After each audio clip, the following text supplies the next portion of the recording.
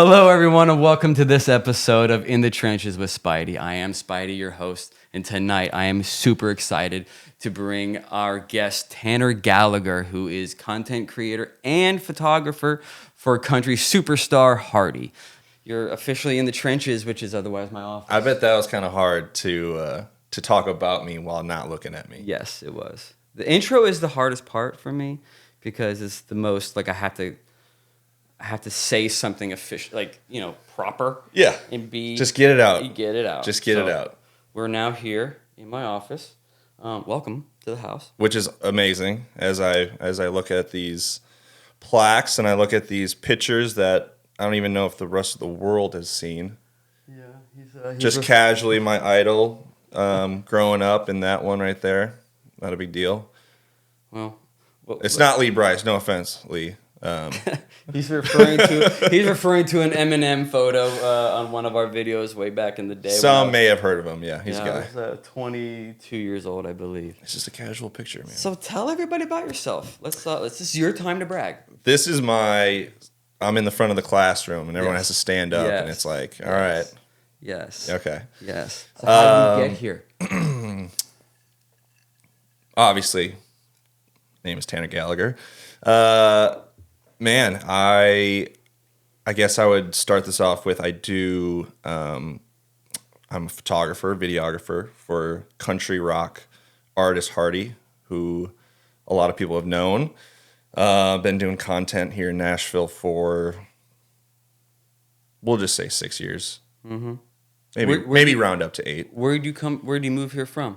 Minnesota. Minnesota born. Hence the Vikings. Okay. Minnesota born. Moved here approximately 8 years ago. And man, yeah, things took off. Mm-hmm. And I would say very unexpectedly.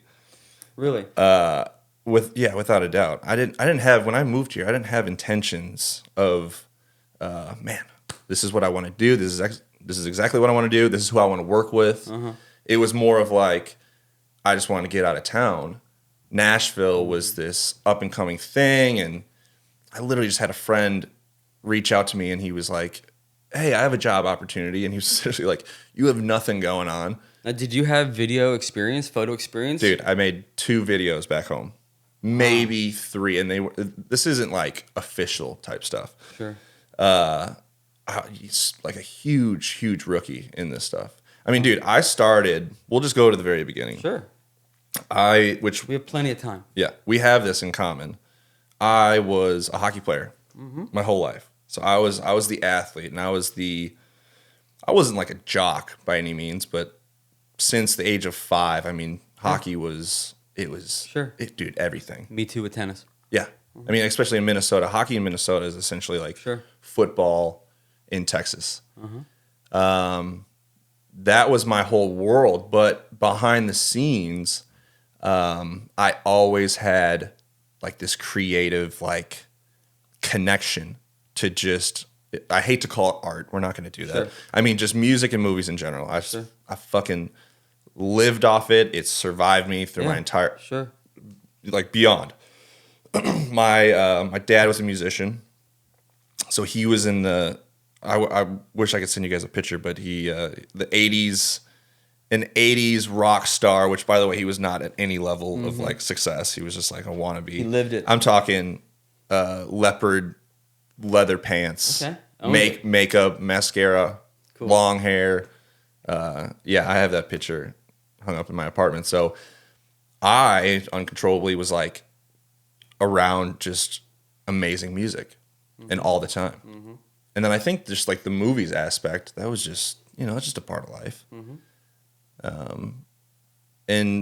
I always had a connection to that. So basically when I got older, you look at the creative kids, while you're like, I'm not the jock, but I was trying to be friends with everybody. And I looked at these creative kids and I was like, I could fucking do that. Mm-hmm. Like not only can I do that, but I kind of want to do that. Sure. Yeah. It's almost like the football player who wants to like bring up acting or something. You know what I mean? Mm-hmm. Something that's like very untraditional. So as I got older, unfortunately I had to have back surgery senior year. Very It's like a huge deal. They wanted me to play in college, and that was like the purpose of having surgery. Clearly, it did more worse than it did good. Always I would say. Surgery just doesn't do anything. Yeah, for so you. my fate was just like, I'm going into college. All right, hockey's over. It was like looking in a whole new world, and it was I can't not. see you in college. Yeah, I can't. I know. I enjoyed myself a lot. But again, you're looking at this new world, and it's more terrifying, dude. I was just like filled with anxiety. You know what I mean? And that traces back to so much shit. But you're going into a whole new world, and it's like these people have it figured out, and I have no idea what, where do you start? People are like, what do you want to study in college? I'm like, I don't fucking know. What was about Nashville that made you think it just because of the music and you heard that? I think the fact that it was Music City. Yeah. And I was pretty sold on it. Did you think, okay, that's where there's going to be a lot of video, there's going to be a lot of photo No, needs? no, dude. You just said, I'm going to go towards the action. I knew one person in town. That's cool. And she was connected to music, but there was no intent there. Like, I came here as I was a bartender who recently bought a camera. Yeah. And just oddly enough, you work at a bar or a restaurant, every server, every bartender is a musician. And they're like, hey, what do you do? And I think I posted, again, like 3 videos going into town. And they're like, wow. What videos? What kind of videos? When I first started, the reason why I bought a camera, I was following they're filmmakers essentially, but it's like run and gun filmmakers. Okay. There's a guy named Brandon Lee, and I think he probably had like some backup from Fuji or Sony or something, and he was posted on Vimeo. This is when Vimeo was kind of on the rise. I was following him, and he was making like just, I mean, he's shooting beautiful scenes. He's going to like, even in New York, but he was going to Saudi Arabia. He was going to the beach. He was going to all these different kind of beautiful places, and it was very, very cinematic shooting, and it's very clean, and it looked like a movie, but it wasn't a movie. It was just him with a camera. So that's why I was like, that's sick. That's awesome. And it was very... So were you were more moved by content you were getting. It wasn't like you were moved by X artist's music video and said, dude, that's it. You were moved by content, right? Like, yeah, I guess you came in that era. I guess you came up through the content world. Less of a beginning, middle, and an end story, even if that's 30 seconds, 1 minute, 4 minutes. There's that, and that's why I wanted to have you on the show, is because you came up in through that world of content. You grab a camera and go somewhere and show off your skills. Which you can do it. Everything DIY. Well, I came the complete opposite. Yeah. Crews of 40, budgets of ranges all the way up to $500,000, $600,000. Obviously I'm aware now. And that's what I love, and I wonder about that even as I navigate this terrain. Is there? Well, we'll get to this later, but I want you to finish. But there is this whole point of content I want to discuss later. But anyway, keep going to where your story At goes. this time, it was not called content. I don't think that... Branding. I don't know what it was called. They didn't label it. Branding. That's all I heard. Then for a while, I wasn't dialed content. into... I wasn't even following like the vloggers on YouTube. I don't even know anything about that. I missed that at that whole time. movement. Well, these are the kids that are like running the world now. But at that time, I was like, this is stupid. That's not for me. I loved movies. Yeah, you wanted a completion, and I discovered emotion. I discovered Vimeo, and it was basically, as a young kid, or 22, 24-year-old kid, you're just scrolling through, you're just watching stuff, it's kind of like TikTok. And I came about these videos, and the best part is, in his description, he said all of the gear he was using. See, that's you. And he had I don't think, maybe he had a link to it, and I pressed the link, and I was like, you're telling me this guy made this movie? To me, it's a movie that has a profound effect on me. I don't know if it was the music or if it was how it was beautifully shot or whatever. All with a $2,000 camera. That's crazy.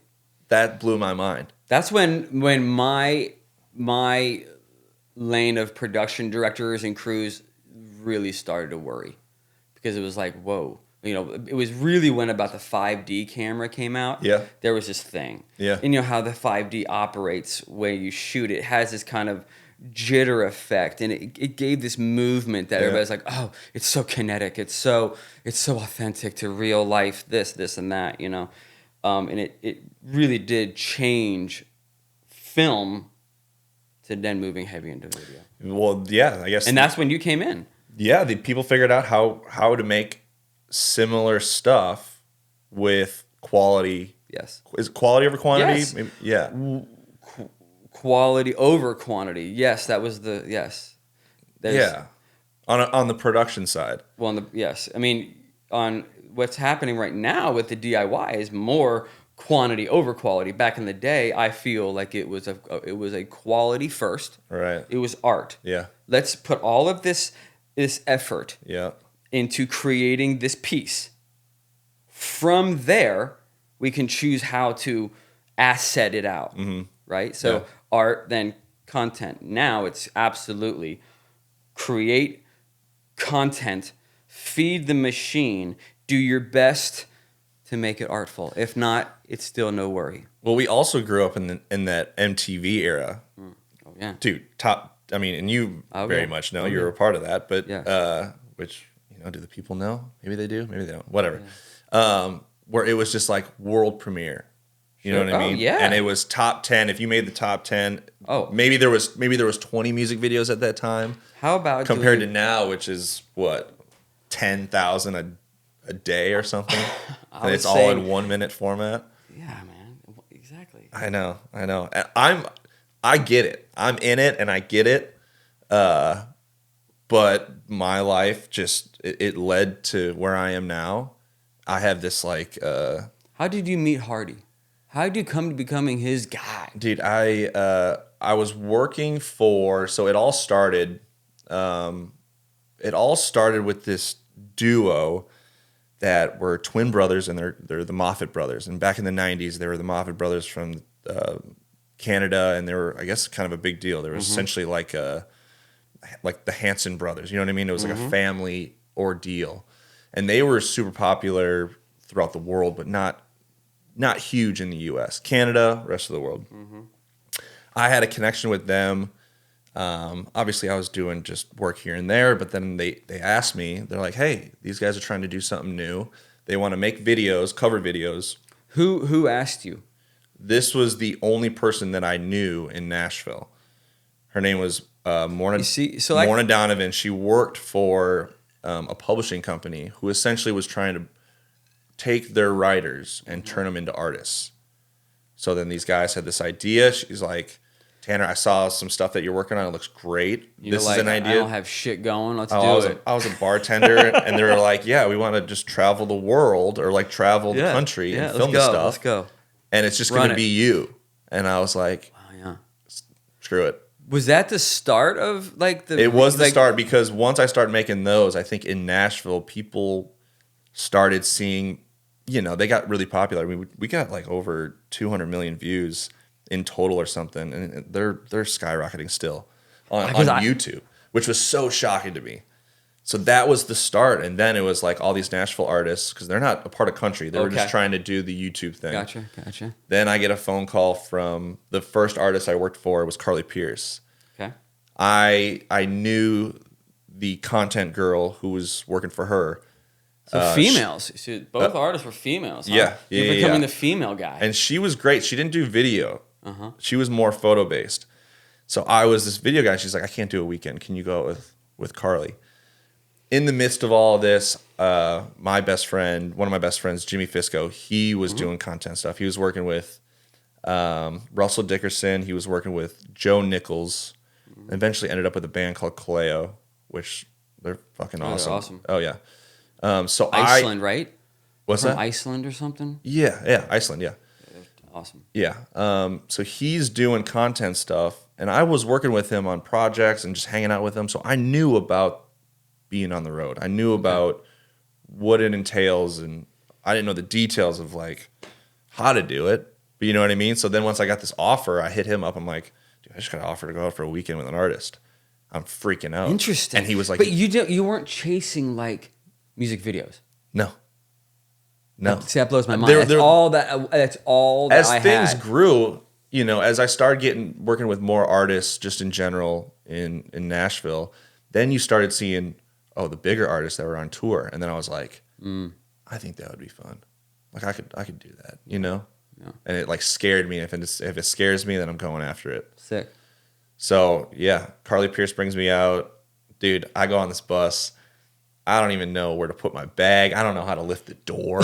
You know what I mean? Yeah. Because no one tells me this stuff. I was asking my buddy Jimmy, and he's just like, yeah, just when you're on the bus, just hang out and just chill, man. You don't have to. You have to do anything. And I was like, but man, when you really get up there, it's intimidating. Mm-hmm. And I'm like, I'm so embarrassed. I'm like asking these guys, they're the whole band, and I'm like, hey, where do I put my bag? Like, junk bunk over there. The junk bunk, yeah. And then I walk down, I turn, I go, what's a junk bunk? You know what I mean? And then I look at the bunk, and I'm like, I'm supposed to sleep in this? Dude, I remember real quick. You got that thought real quick? Yeah. I remember my first tour with Aldine. And what year was this? Oh, God, 2012. This was with Luke Bryan. Yeah. And I get on the bus, and I get the top bunk. I'm like, shit. This is your very first ride? This is my first with Jason. Okay. And I get the top bunk with this gnarly DVD machine right there. Oh, yeah. You're like... The one that, it folds down. So bad. Anyway, I knew why I got that bunk. I was the rookie to the crew, so... Well, at first you're like, I got a TV in my bunk. Like, this is so crazy. And then you're like, no, I need a condo. It's right there. You're like, fuck this, man. Yeah, the whole touring experience. Yeah, you really have to learn on your own. So I think the content world, right, where they were just bringing kids out to make content for social media. Mm-hmm. I think it was still in its early stages. I think I got lucky during this peak. Yeah. I knew Jeff Johnson. He's been a photographer forever, and he started dabbling into that. I got connected with him later on after the Carly Pierce thing, gig, and then I got a full-time gig offer from Low Cash, the country duo. Sure. I meet Jeff Johnson probably the first weekend, and I've heard of him before. He works for Carrie Underwood. Mm-hmm. Everyone knows Carrie Underwood. He was working for Chris Young at the time too.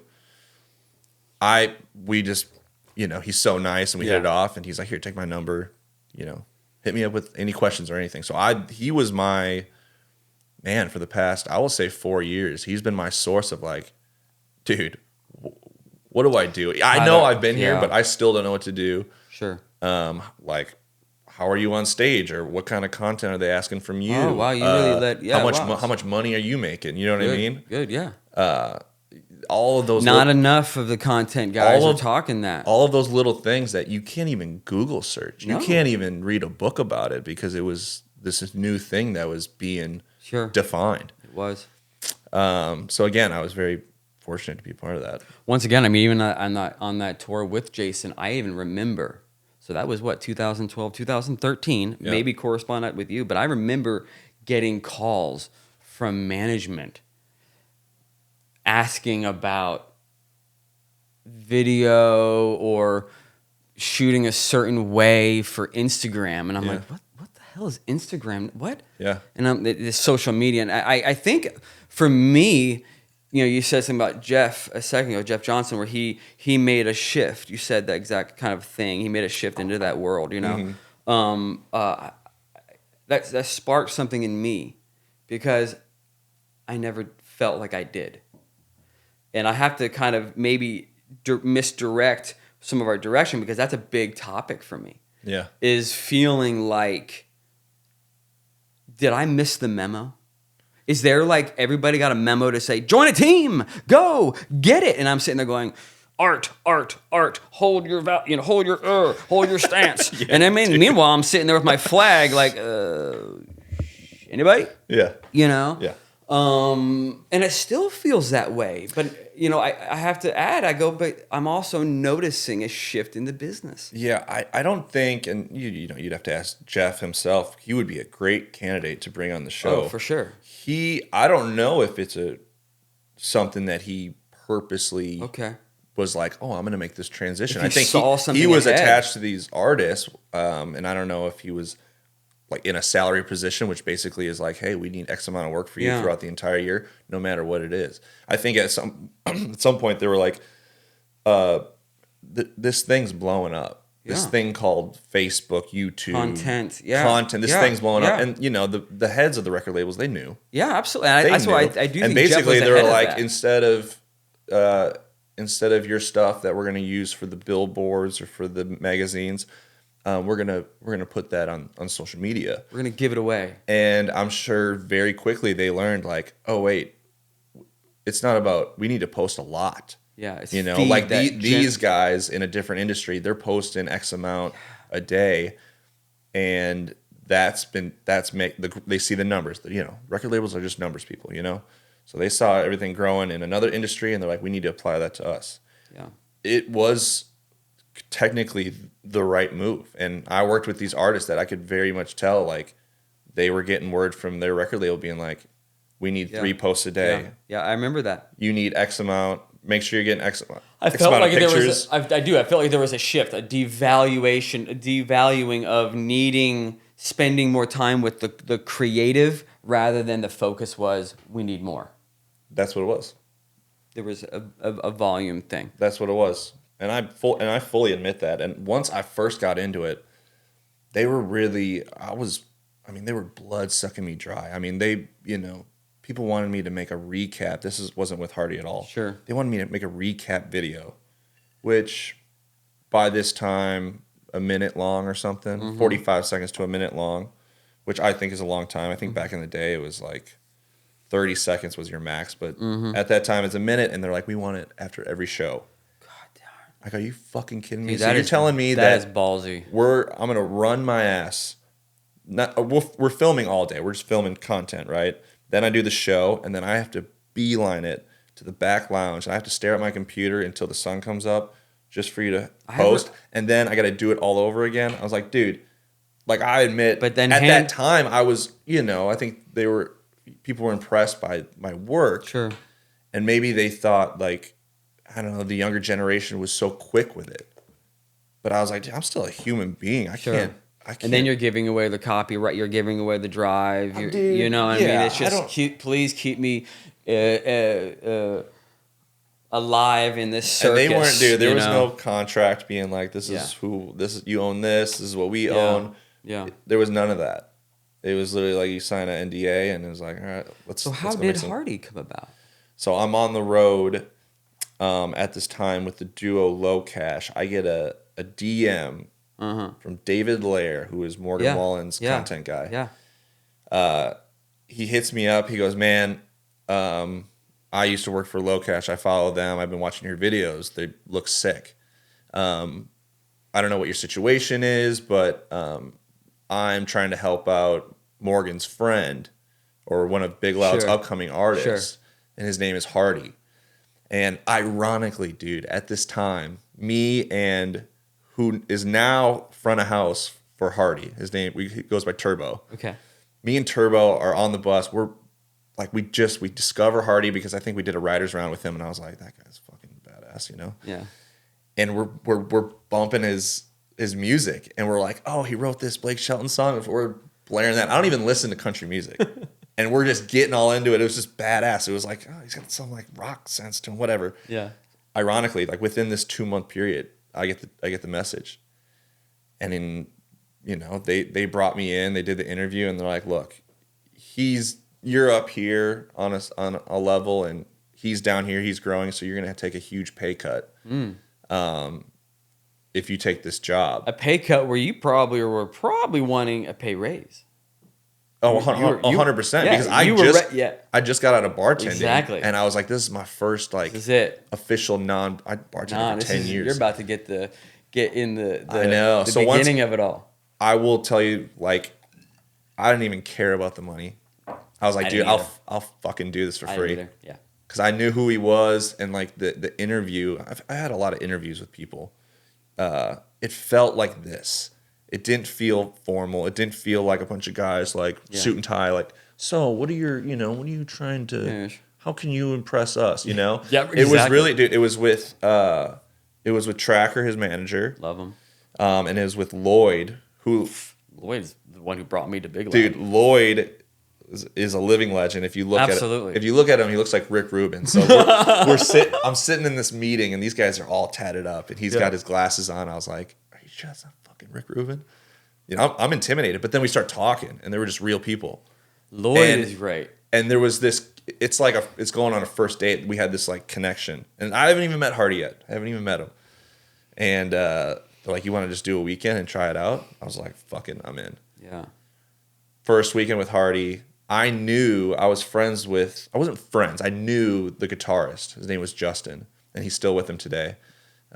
We had you guys have a wonderful relationship. I love watching you. That's guys. my boy, dude. I love it. So we met a long time ago through my buddy Jimmy, and they lived together. So I had a little bit of a connection with them. You know what I mean? And I met these guys probably 3 months prior at a show, just super briefly. So they knew like who I was. Sure. So it wasn't complete strangers on like a, you know, again, like a first date. But you wanted to show up. You wanted to like bring in the heat. Your first time with, you know. Yeah, but dude, within 10 minutes, I sat on this bus. I played hockey my whole life. Sure. Like the hockey locker room, they're all your best friends. Sure. They're all your boys. I felt that. Okay, so I was going to say that at the very beginning. Yeah, your athletic early stages, mine too. Nationally ranked tennis player at 16, playing up a division. I mean, which blows my mind, by the way. All the above. Blows my mind. No, not many people know that. They know it now. But the level of dedication, the level of discipline that it takes to do that is what stems into the success of your next chapter, which is now. Yes, believe it or not, there is a connection between this sports life and then this life on the road, which you would think is not. And it's also the connection between me and you, as far as like how we move. Sure, dude. Before you go out on stage, you guys are bumping music and you're getting ready for the big game. Mm-hmm. I had that same feeling that I felt when I was younger. Yeah, I stretch. You're in the locker room. Yes. I'm full on calisthenically stretching every limb, and people will look. Yeah, you can go watch me. Adrenaline's pumping. You'll run the stairs beforehand. Dude, yeah, you got to be in a mental state. Yeah, this shit ain't a hobby. Yeah, exactly. But that's another thing between me and you. We're very similar. I don't know if content guys are like that. I think it's still a developing thing. Most kids are just sitting in the corner and they're just filming all the stuff. That's where I discovered you. I mean, we were friends on Instagram a bit, but I was telling you the other night, and you got to talk about it because I feel like that's where you did shift gears. You went from third gear, you're cruising, and you did that not a recap, you did that minute-long beautiful piece where the drum goes up, and it comes down on that beat, and it's just everything. I mean, you started to use effects and transitions, quite honestly, before a lot of people did. I think this was post pandemic. So don't get me wrong. Because I was in the old house. I'm making cool stuff for Hardy, but he's still on this like slow uprise, so not everyone's looking at him. It was during the pandemic, dude. We did an acoustic run, week long, maybe 6 days or something, with Wetzel. Yeah. Which, man, I remember we could do an episode just on those guys. I remember seeing those shows. Those are our boys. From your photos. Yes, but they were just acoustic. So it's like you got two rock star guys, which, by the way, Wetzel, all those guys. Yeah. One, they're our boys. He is the definition of today's rock star. Dude, I brought Yellow Wolf, introduced him to at the show because Co wanted to meet him. And the next day, golfing with Wolf, he goes, he scares me. Yeah. Go, why? He goes, he was me back 10 years ago. Like he's dangerous. those guys, you'll party until whatever, 3 a.m. You know what I mean? 4 a.m. Gnarly. No. We go to bed. They'll find a way to stay up, and they'll have a round 2 while everyone's sleeping. They'll go till like 9 a.m. Can't imagine. And then you won't see them until like they were going hard 6 before p.m. the show, so I can only imagine. Also, the irony: some of the nicest guys in the world. Oh yeah, Dre, nicest guys in the world. Dre is everybody's best friend. Yeah, absolutely. Dre is a tour manager / like Co's best friend. Yeah, absolutely. Yeah, we stay in touch all the time. Those guys are awesome. But anyways, okay, so we're on this acoustic tour, and in the pandemic, right? No one's really making stuff. No one's on the road. So we were doing something that was like, I don't know if that was the right thing to do because we were just in Texas. Texas was like the only state that was open. Sure. So in my head, dude, I'm going to film this acoustic tour. How do I make this cool? And that's always been my thing. How do I make it? Hardy is cool. Yeah. When I met him, he's the cool guy. So I knew initially, I was like, that's my job. Make these look like he's fucking awesome. You have to. Because he is. And how do I make these different? How I know. do these stand out? I know. I think one of the very first recap videos I did, it was like a remix of Nirvana. And I meshed it in with his first like official rock song, which was Boots. Mm-hmm. And it was still to this day one of my favorite videos. Really? So awesome. And that was just like, that was so on brand. And once like the management and everyone saw that, they're like, that's awesome. Keep doing that. But at one time you were doing videos overnight. And now, well, we can get into that later. But Yeah. Now So you spend time, but yeah. I meet Hardy, my dream job, works out. I'll get back to I got a great story of when we first met. We knew we were going to get like this. I know. It was going to get going. We're going to have ideas. I know. I got to stay on track here. The Co-Wetzel Hardy acoustic tour, I'm supposed to make a week-long video on top of taking pictures, and I'm like, this has got to be sick. How do I do that? Yeah. This is the very first video, you haven't even seen this, that I decided to use sound effects. It changed everything. Came cinematic, back to your cinematic. And I'm in no way, shape, or form did I invent this. I think I was watching videos of like Rory Kramer from California. He was making, he was the guy. With Bieber, Chainsmokers. Of course. EDM at this time is skyrocketing, so it's all like. I remember those cats. They had amazing drones going up pyro. Yeah, that's when drones. That. So that was a lot of. We live in the country music scene right now, and I mean, and what I will stand true to it. You did pave that way. I've seen it in the content game. You also moved out of the recap. I believe. Well, you moved it into. We're moving fast, but you moved it into a scene, an emotion. You started to blend, like you're saying, with your transitions and all your effects and sound design. You started to build that story. Yeah, it added to the story. And again, we're in this time of social media where the attention span's going down. Yeah, see that's. And I thought that I was making these really cool videos. And don't get me wrong, people were like, that stuff is dope. But I was like, we need more. And we've always been about trying to grow his socials. At the end of the day, it's a business. You know what I mean? So then once I started adding sound effects, especially in the beginning, and I still do that today, you essentially tease the recap. It's like my name is Hardy, boom, boom, boom, boom, boom, boom, boom, boom. Now let's go into the movie. And because of that intro and all the sound effects, you got these people's eye. Yep. So that was the beginning. I think the video that you were referring to, that again, like I did this transition with like a drumming stick throw, which I can't take credit for the idea. That was Harry, our drummer. He was like, "What if I threw it up in the air?" Is everything. And I was like, "Oh, I could do that." Yeah, execution and the way the whole thing felt. Yeah, but then I was using a song that it wasn't a Hardy song. It was like this badass, like I think it was like a hip hop beat or something. So I'm always, and this reflects off Hardy. I always wanted to do something different. He was different, right? So even before I met him, I always had this thing of I wanted to be a part of something that was. What do you mean? I wanted to be a part of something that was growing from nothing to something.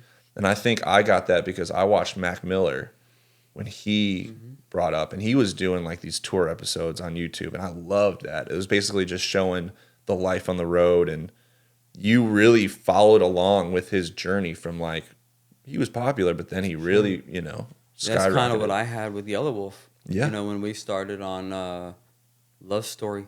Yep. Man, there's nothing better than being there as the pot is percolating, boiling. There's no money. You come in and then you ride that wave and you're part of that success. There's no money that is greater. You don't get that feeling, dude. That is the reason we do this, or at least one of the main reasons why I do this. Yeah. And I'm in a constant search of those relationships, and you have that relationship with Yeah, Hardy. it's a high, and we talk about it all the time. Obviously, at some point, either it's going to plateau or it's going to something. But man, Do you worry about that? Do you have anxieties about that? Like, do I No. have to create the next big thing? no, I worry about getting out of it.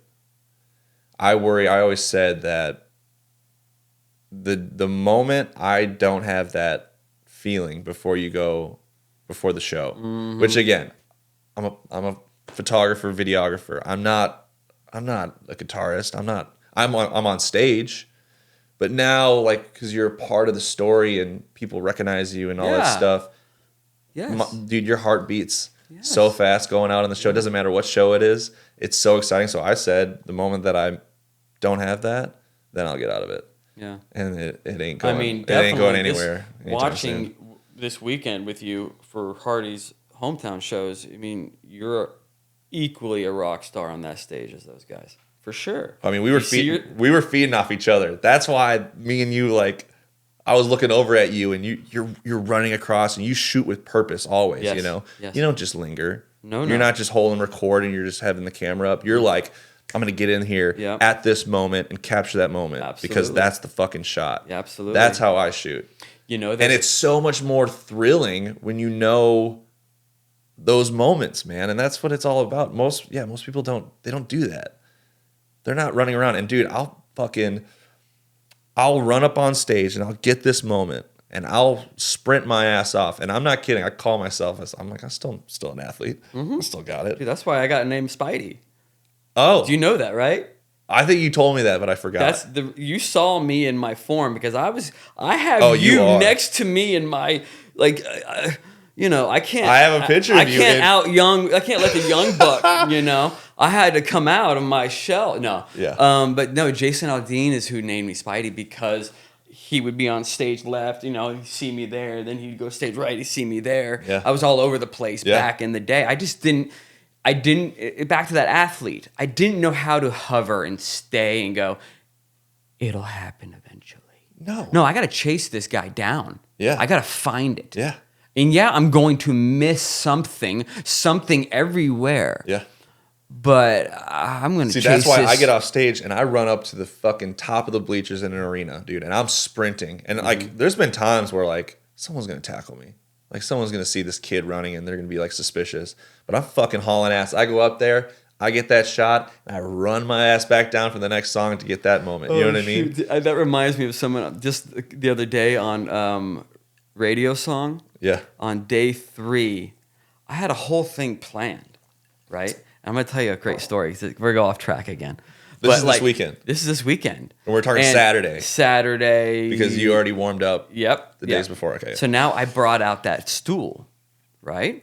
And Yeah. I've befriended the security guards. So they're going to hold the school. Because you know how that runway is. He's got a runway and then wings. Yeah. He stays in that area. And it's a thin runway, so you can't get your access. Yeah. So the step stool allowed me access to the runway, also a quick foot jump, and I'm on the stage. Yeah. To lean in, knee, and get in. Yeah. And dude, during radio, I was on the stage. I saw you barrel through the thing. I'm like, oh shit, this is radio. Yeah. I need this. Yeah. I need this. Because Yeah. on Friday, I could have dialed it in. I saw where I could have perfected.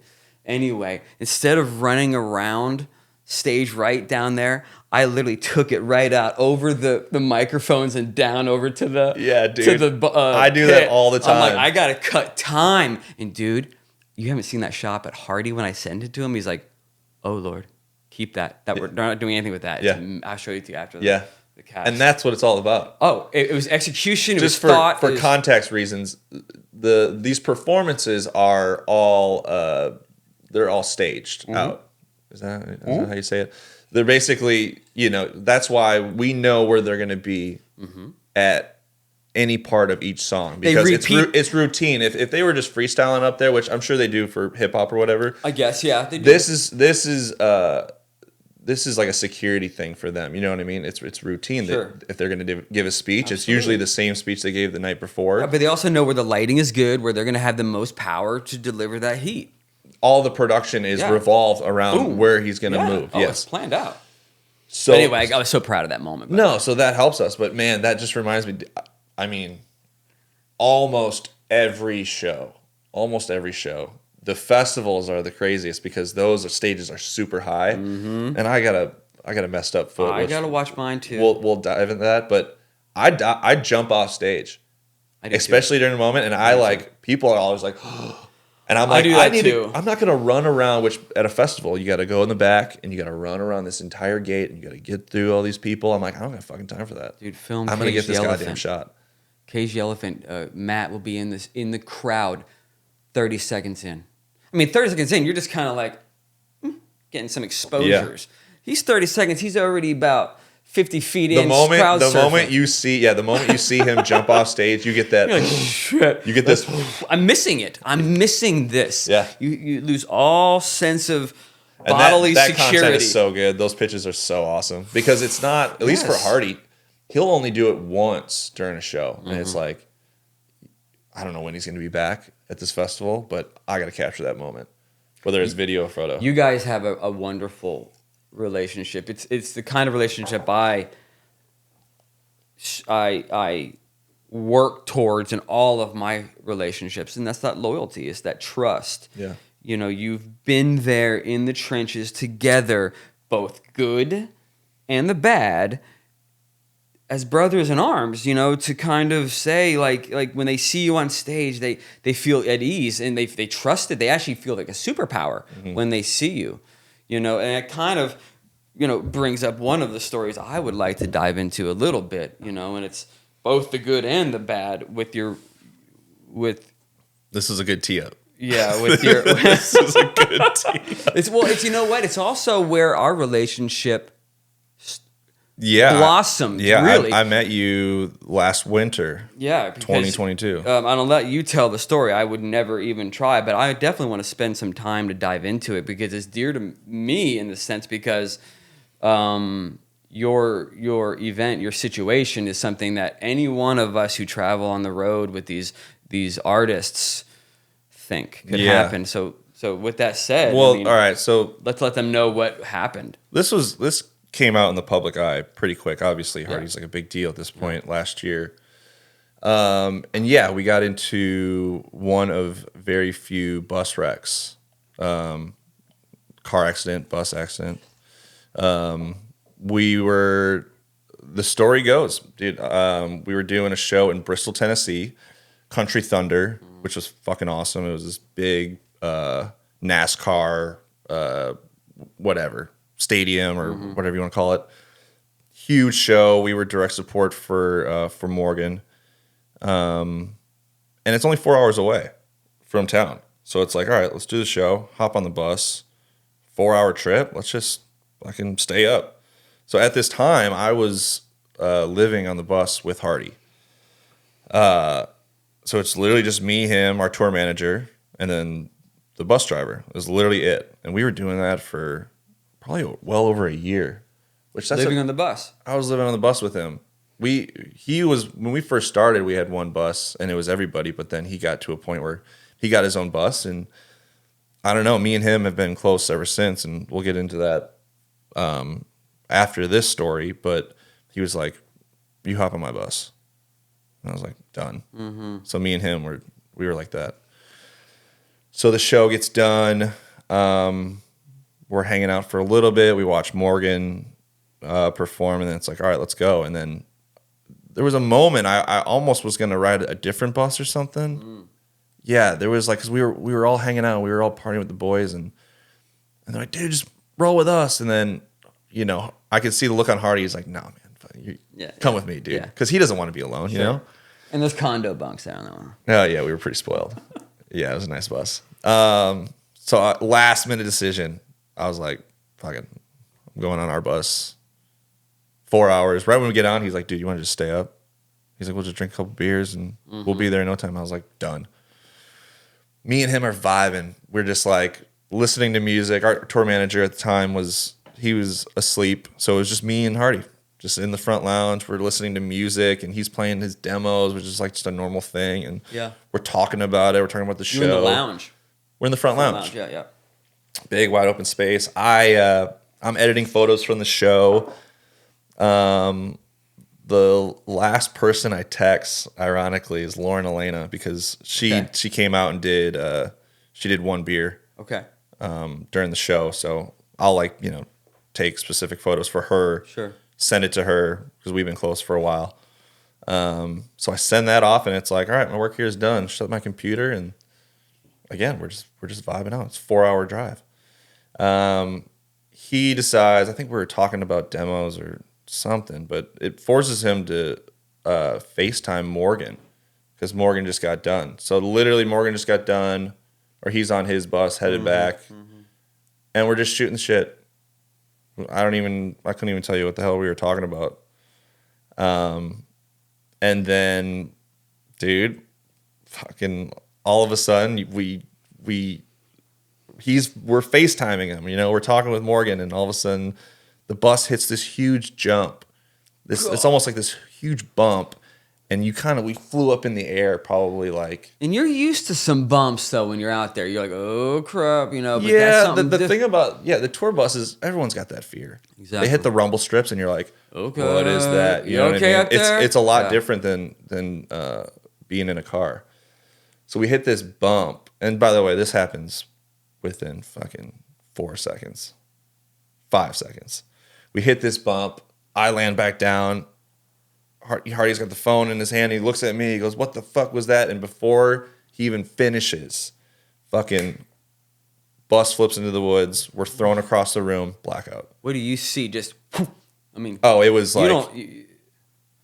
I remember Hardy's here, and all of a sudden, I remember screaming, and then that was it. I don't even remember hitting the wall. That basically we were you all hit the wall. Yeah, we were all flipped in the whole bus. And Morgan, later on, he met up with us in the hospital. He was there right away, and because we screamed really it was scary. You know what I mean? Yeah. I can't imagine. No. I've talked with him about it, and I can't imagine what he had to go through. Silence that time away. Just like normal talk, laughing, all of a sudden screaming, and then And silence.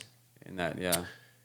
And he was with his buddy Cody, who's his right-hand man, Sure. and he's like, something just happened. And then he texted us. I got a text message from him. At that time. Yeah, I kind of want to screenshot that. And he was like, "Yo, this ain't funny.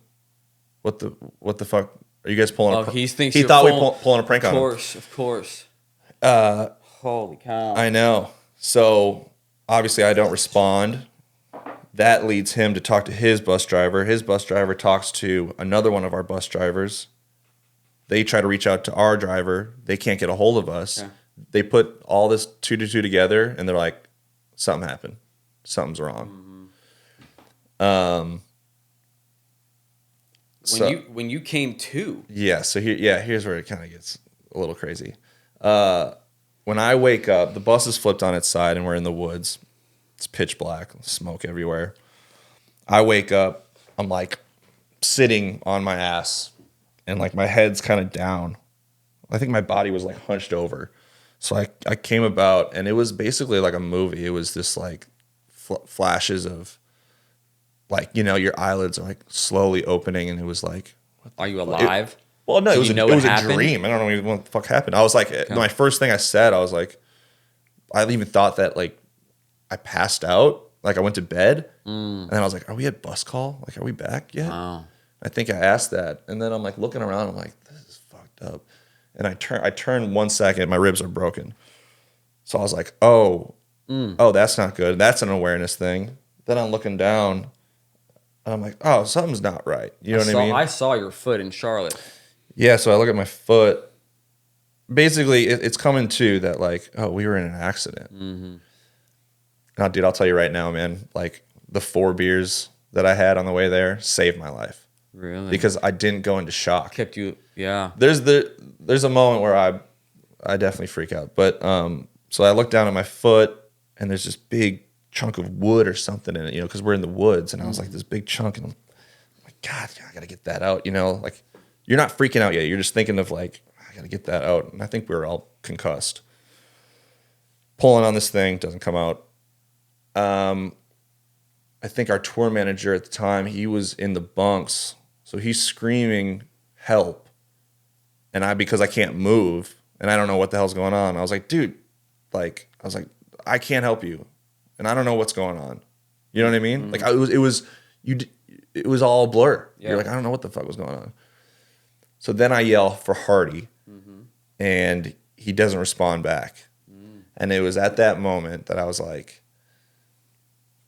I think he might be dead. And I think that we were in a really bad accident. And that fucked me up. And at that time, I didn't know he was the first one awake, and he got out of the window or something, and he was up on the highway waving people down. So he had already kind of exited the bus. Yeah, and he's got his shirt off, and he's trying to wave people down, which, by the way, if you see a bus go into the woods, flip over, like, there's no way of... I'm sure cops were called, and the cops were definitely called, thankfully, because we were FaceTiming Morgan. All of a sudden, he doesn't respond, and then you get into that flight or fight mode of... all right, I got to get out of this situation. Yeah, like, my ribs are broken. I got this thing in my foot. One of my best friends might be dead. What's going to happen? And then within, I don't know, a minute, he pops out from the woods. And there's the front glass is completely broken, and he peeks his head in. And he's all bloodied in the face, and his hair's messed up. And he's just like, I got someone... pulled over, like, help is coming, help is on the way. And I couldn't even tell you because it was such a blur, but when the ambulance showed up, but they were there pretty quick. We were super fortunate that 2 exits down was a hospital. Wow. Yeah, so we were close at Nashville. We almost made it. The ambulance comes and they're like, immediately, they're just like, we got to get you guys out. And I was like, well, hold on. Calm down. My ribs are broken. I can't even stand up. And I was like, I got this thing in my foot. The guy was like, I don't care. We got to get you out. Because maybe they thought the thing was going to blow up or something. Leak oil or fuel and blow up. So they pull me out. They pull all of us out one by one. We each have our own ambulance. I remember like a little bit like going in the mud, and I was in so much pain. This guy's holding me, but at the same time, my ribs are broken, and I can't walk because my foot's all fucked up. And I finally get into the ambulance, and it was just like a Jesus Christ. And then we start driving, and they're hauling ass. And I was like, dude, I got this thing in my foot. I got this thing in my foot. I've been trying to pull it out. Can you get it out? He looks down at it. He looks at me. He goes, dude, that's your bone. So my bone was popped out, and it looked like a piece of wood. It was just shattered. I mean, my foot was like a pizza. Yeah, dude. it looked, oh, God, goodness gracious. So you spent how long in rehab? Or lying flat or I didn't walk surgery? I didn't walk for 4 months. Golly, so did you, And I'm still having surgeries to this day. It's been 13 months. In what areas? Just in the foot. My foot. I won't be able to move. I won't be able to move my big toe ever again. Which of all the things that happened, I broke a vertebrae in my neck, and that was like the biggest thing when I was in the hospital. They go, I cracked my vertebrae, and the doctors came in. They go, yeah, half an inch away, you would have been dead. Ugh.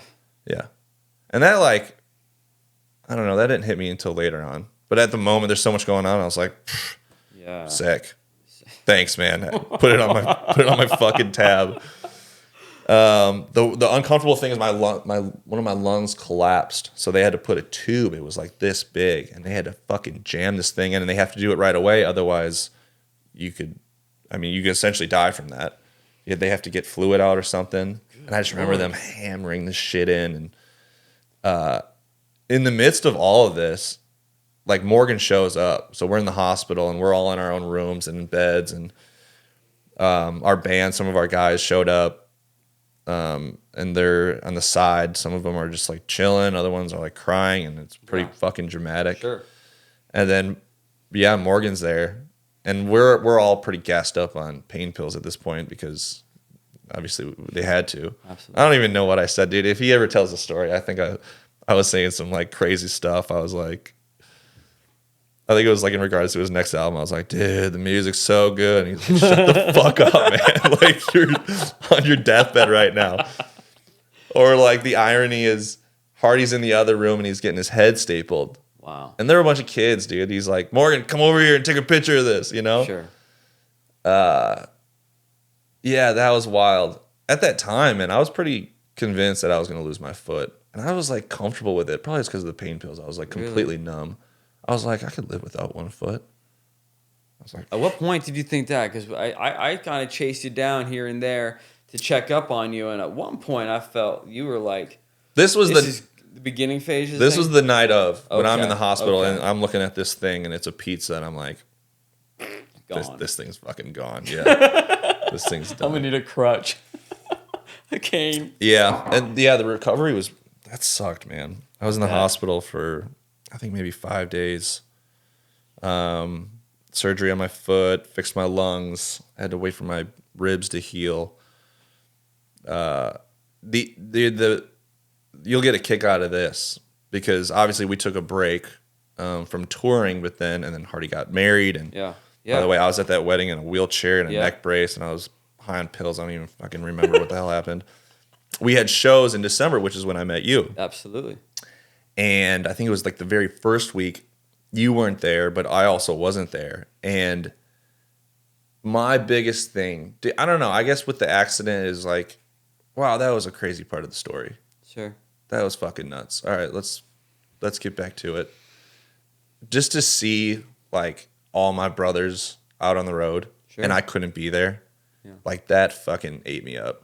I probably cried over that more than the fucking accident. You were definitely inspired when I kept getting on you. I was trying to help you get that inspiration too. I was like, you'll be up and running in no time. Just keep focused. Don't think about the road to get there. Just think about what you're going to do when you get there. Yeah, and I went out. That's where we met officially in Charlotte. Hardy did 3 nights at Coyote Joe's.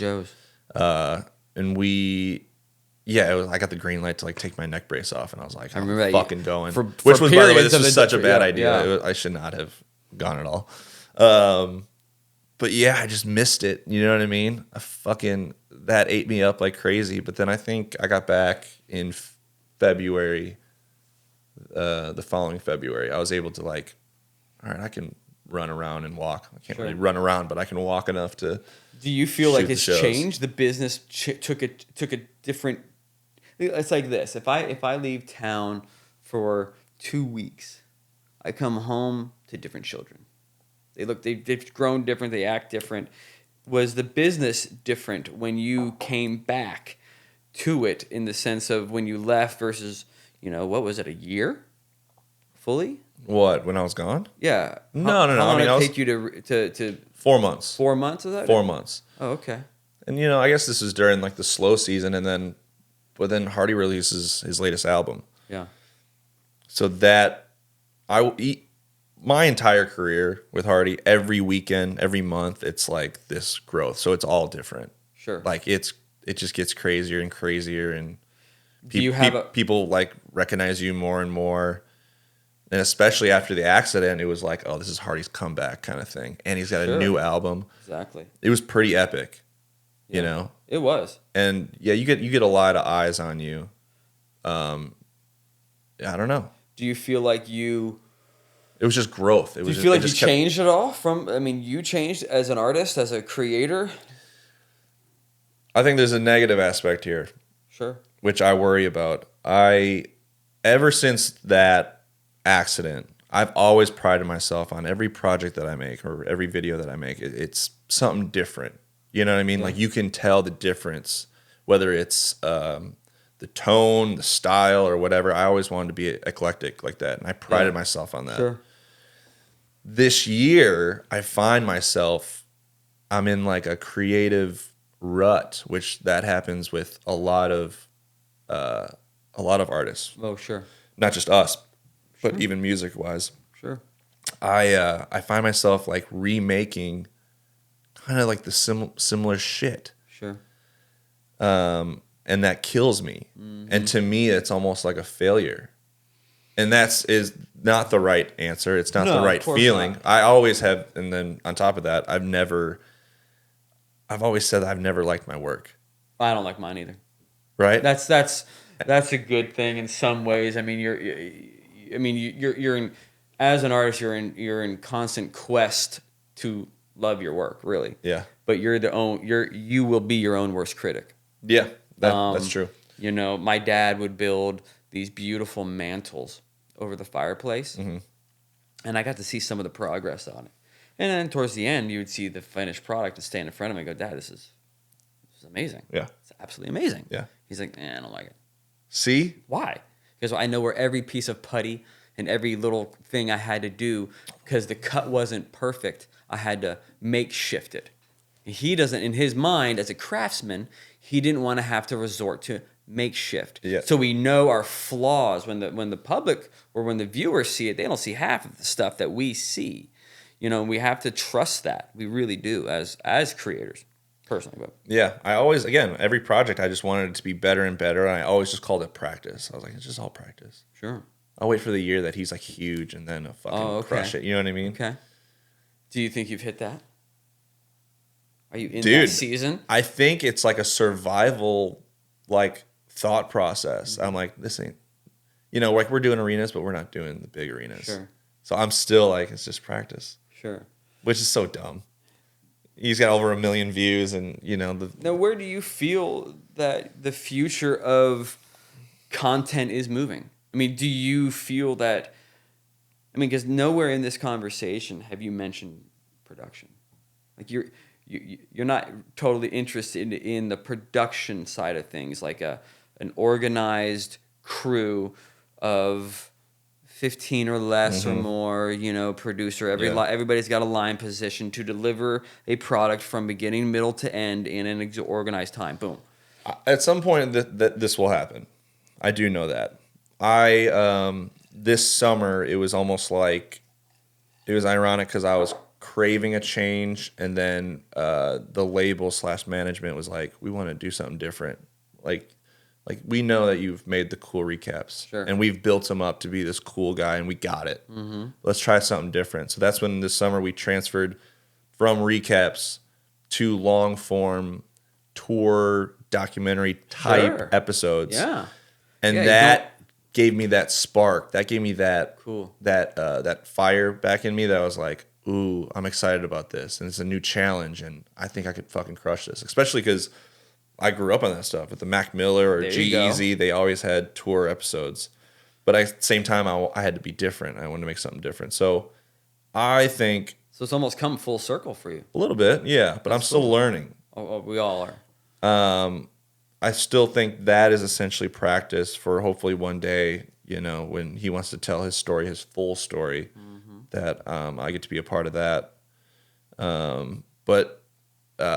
I mean, this weekend we were just together at Nashville, and I literally just made a recap, and I haven't made one since fucking April. And how long do you spend or on May? that? I haven't made one in Really? May. Yeah, took me Sunday night, Monday night, Tuesday night. What day is it today? Wednesday. Yeah, 3 nights of nights like of eyes intense. bleeding, staring at the computer. That's another thing, dude. I don't know what these kids do nowadays, or I don't know how hard they work, but I be staying up until the sun comes up. Oh yeah. And I'm delusional. You're staring at your computer that long, you're not even in it. You ain't gonna outgrind me. I go for a walk, and people are asked, like, you don't have to work that hard on those videos. You know what I mean? And I know that I don't have to, but I care so much about it. And I'll spend an entire night. I'll have this like soundboard all focused up, and I start piecing stuff together, and then I scrap it all. Oh sure. Oh man. This is like I think of like the movie Pi. Have you ever seen the movie Pi? Yeah. Where the guy's he's coming up with trying to discover the equation for pi, and he's just losing his fucking mind, you know what I mean, throughout the entire movie. Like that's how I am with these videos. And it's so stupid because it's literally a 1 minute video, 1.5 minute, whatever, that's gonna live in people's brains for maybe, a minute long, and then they're moved past it. Would you say, in this sense, where do you send photo versus video? I mean, you're going out there, and you're basically told to recap on video the coolest shit that happened, but also, can you please get the coolest photos too? There's only so much cool stuff that happens at the time that you're looking. How do you feel about that? Sucks. Yeah, it does suck, because I would love to, if I focused on just one and not the other. Like obviously, me, I focused this weekend was all photo. Right. Then you would see the work be that much better, and that goes back to just like the quality of the art. I would love that. That's not my job. That's not a content person. You're supposed to get both. And there are people still today that are like, I'm just a photographer. And I get hit up all the time. People are like, any opportunities, any other artists that, I was like, dude, you better learn video. Exactly. That's the fucking name of the game. They're not going to, and you could take amazing photos, but unfortunately that's not the world we live in. I think one day I would love to have a team, and I'll send out that team, and I'll be in a director role of, again, Splicing running this. I was like, hey, kid, you running photos. Hey, other kid, you get video, and then this is what I want you to... Direct the story from a storyboard sense, like, I need drone of such and such. Yeah. I think once we get to that point where we can afford it, I think that's my goal, but I don't know. I don't know what the future holds. I don't even know what the future holds with it's scary. Music videos, to be honest with you. Every time I do a video, I'm like, really? Okay. Wow. We're doing another one. Well, one of my goals, especially after today, I want to be on set. I'm not even going to do a goddamn thing. Sure. Maybe let me do BTS fucking photos of just your fucking face or something. But I want to see how you work, because I've been on set plenty of times, and I am intrigued. I don't know if it's music video. I would love to do commercial work.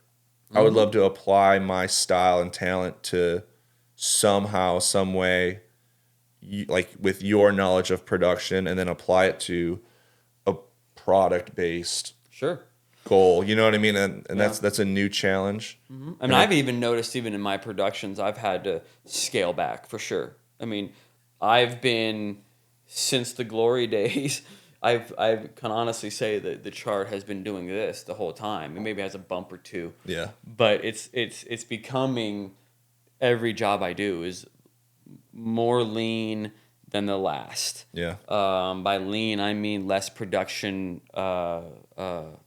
resources. Budget cuts, more assets to shoot. So not only are you shooting a video, we also, while the circus is here, and you've got all these tools to capture it, let's get photo, let's get acoustic. Oh yeah, let's get it all. By the way, while you're making this movie, stop. We got to film a TikTok real quick. And exactly. You're like, you fucking kidding me. Exactly. I get that. I really do. I think. Here's my question for you, because when you first started, there's a reason why you were doing music videos, right? Yeah. And I set out just like you did to do what you're doing. That was your fuel. Yes. You know what I mean? Do you think that you're losing that fire? No. Well, see. I can honestly tell you. It ain't going to go away until you lose that fire. The thing with me, and the dangerous thing about me, is I still love this shit like I did the first day. I mean, I look at myself at 22 with Eminem. I look at I'm looking at that too. I see these things, and they're all stories to me. Yeah. And I've had so many chapters, and it's that's what this podcast is for me. I get to talk to creatives of all sorts about their place in the field and such. It's a very topsy-turvy business right now. It's in my opinion, it's the lowest common denominator. I think where people can do good is they line themselves up with. I think we're in a team-based culture now. Yeah. Hardy needs something done. Within the Hardy circle, it will get done. Mm-hmm. You see? Yeah. Jake Owen, the same thing. It's Yellow Wolf. Everybody's got their teams. And I think that's the culture we've entered into. Mm-hmm. I would like to not think that we've sacrificed art for content, but... Well, I think there's very much truth into that, but I also have... I don't know. I do have hope in creatives still standing up for themselves and still being like, I mean, I've had to not even me. Hardy has been awesome in the sense of, which by the way, he's like the greatest person to work for. He is. Not only is he like my friend, but he can do and say whatever he wants.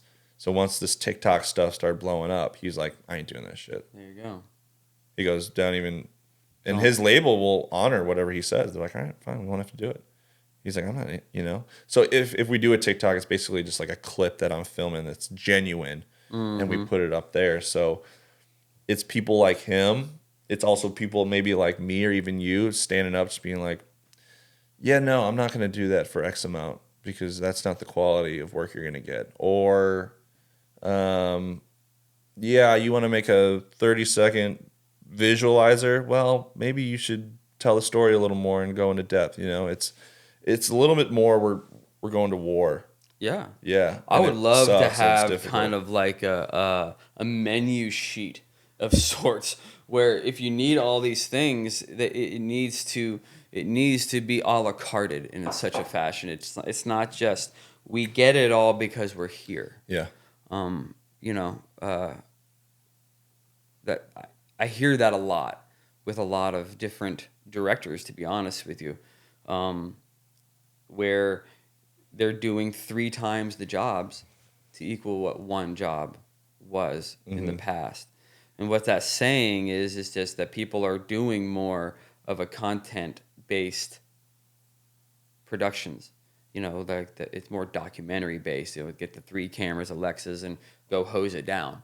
And I've kind of had to scale back my business, my productions to equal that. So I've actually gone, like I kind of have carved a unique little style because I got a really tight little 5-base crew.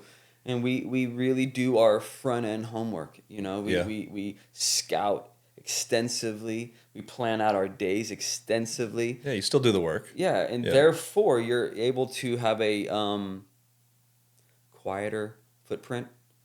You're not boxed in. Yeah. I mean, I came from the days of $400,000 videos where you right there would have C-stands all around you. The camera would be locked in, Yeah, locked. That doesn't exist anymore. Locked. And you sit there in a chair and you yell, yo, go camera action, good, all right, cut.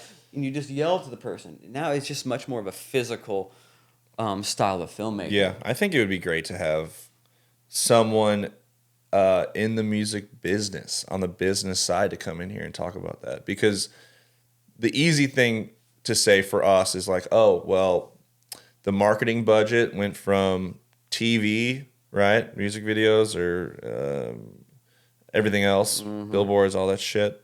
And now it's in social media.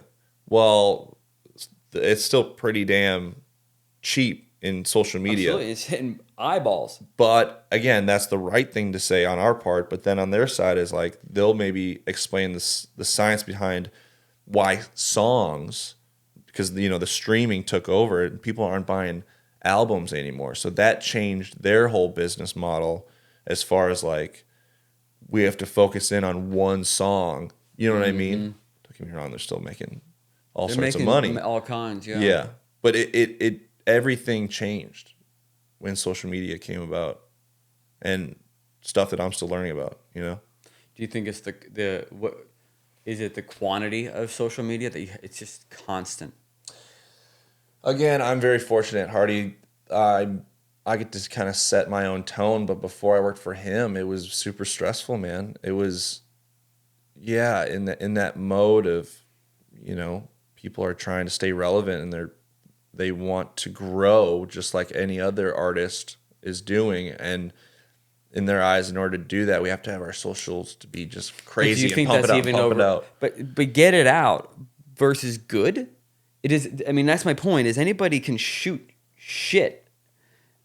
Is that good enough? Have we entered the good enough stage of our business where it's good enough. Go get it in. It's fine. Good. It serves the beast. That's a suit mentality. Yeah.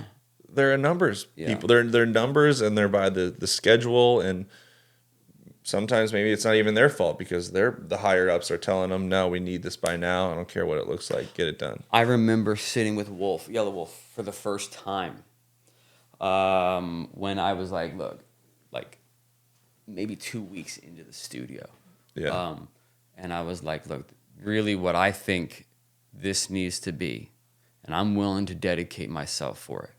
Because I wanted to, like what you were saying about you and Hardy, I wanted to be a part of the growth of this. And you're talking to him. Yeah, I'm right to his face, right to him in the studio. Yeah. I go, what we need to do is deliver kick-ass photos daily. Yeah. Daily. If we have we were shooting. You said this. We said it because I said this will create a firestorm. So we were busy. But we would do these 2-hour, 1-hour quick drive around, find a nook and a cranny, boom, shoot it. I mean, it would be a banger. Yeah. Post it right then and there. We would get it to, photos would be shot within 20 minutes, capture. I would be in the studio.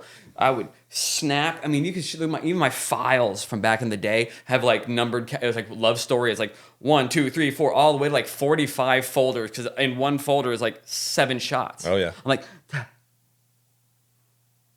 and then I would go finish that for photo. you. Boom. You never lost the quality over quantity. It's just, however, it made you had to work faster.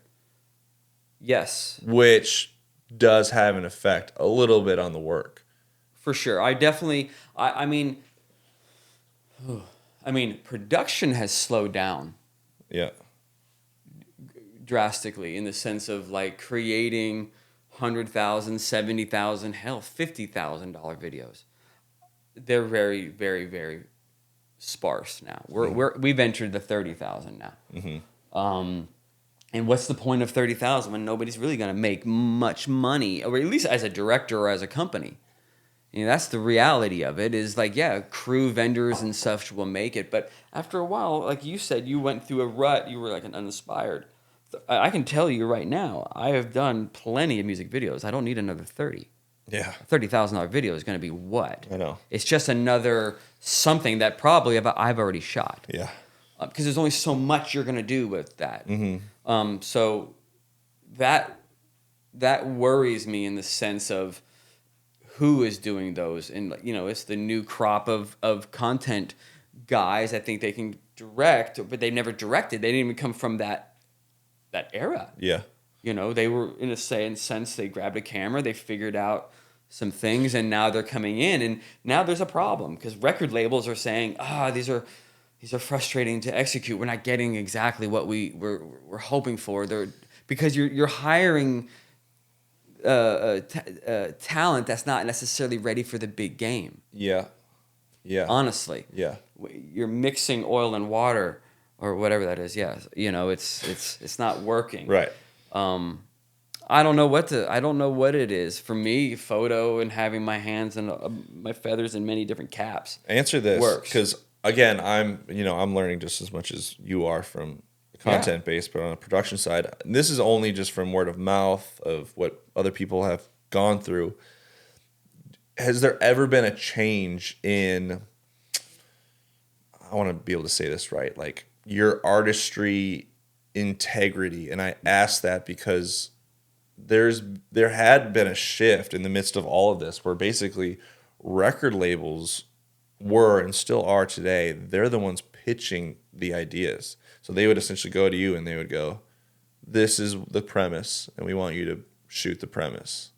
Or are you coming up with the outline and the story and all that and where it's shot and everything? It would be very, very little that I have done where a record label has told me what I'm going to make. Mm-hmm. At most, there may be some brief notes saying like, here's the budget. Yep. Here's the allotted day or 2 days we can do. That's normal. Can't be in a different location. We have to shoot at X, or it has to be shot in, like in Good Charlotte. It had to be one of my Good Charlottes. It had to be shot in New Zealand. Yeah, it had to be. Which rough job, by the way. It was rough 3 weeks there, huh? But no, most of my ideas come, and they did, by the way. Something about me as a young director, something for the viewers to know. And still today, I work the same way, and you would probably be able to give evidence to this. I never worked through the label system. Mm-hmm. I was always, since day one, with the artist. Day one, I was in the studio, sleeping on the floor, believing, and next thing you know, that band's doing something. I was playing it for Troy before this podcast, a band called Bionic Jive out of Arizona. I got them with Paul Rosenberg, Eminem on the Anger Up in Smoke tour and everything. They were a band out of Phoenix, but they were like hip-hop, too hip-hop for rock. You got them on that tour? Yeah. I mean, I was that guy even back then. So even Tommy Labuda, who I'll have on our podcast, my rep is going to. I force the hand a lot of the time. From the labels. Yeah. I have the idea. I either create the idea on my own and hand deliver it to the artist, or I work it through the artist by meeting with them and get 60% of their nugget, and I leave and I put it into something. Yeah. That would be, I collaborate with the artist. I don't get into a lottery ticket, write a treatment, and let's hope for potluck. Did I get it against 15 other directors? No. I'm not doing that. That's just throwing shit against the wall and seeing what sticks. Yeah. You know. Yeah, I think that is another distinguish between me and you and like other people. When you're closer with the artist, the label, one, they don't see it as like a threat or like intimidating or anything, but like when you're friends with the boss, and they are the boss, they say what goes. That there's a lot of power in that. Yeah, and a lot of labels don't like that. I've dealt with that, so many times where, label or management is like, hey, we want you to do something like this. And then I run it by him, and he's like, that's stupid, Yeah. Or I'm like, well, what about this idea? And they shut it down, and then I go to him, and I'm like, what about this idea? And he goes, we're doing that. Yeah, that's been more of the latter part of like 7 years or so. Labels have told them, they go get with the artist. They want to. The artist has recommended you.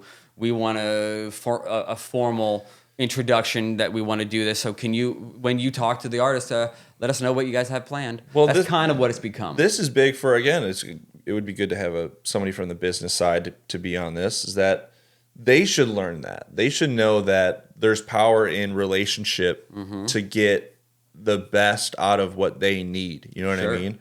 Yeah, a lot of the times they think with me, they think I'm driving up the budget to drive up the budget. I mean, it always comes down to numbers. Right. And that's what the label's there for. Yeah. There is money. They're a bank. They are distributing money for the advertising of a product that they have. Yeah. Okay.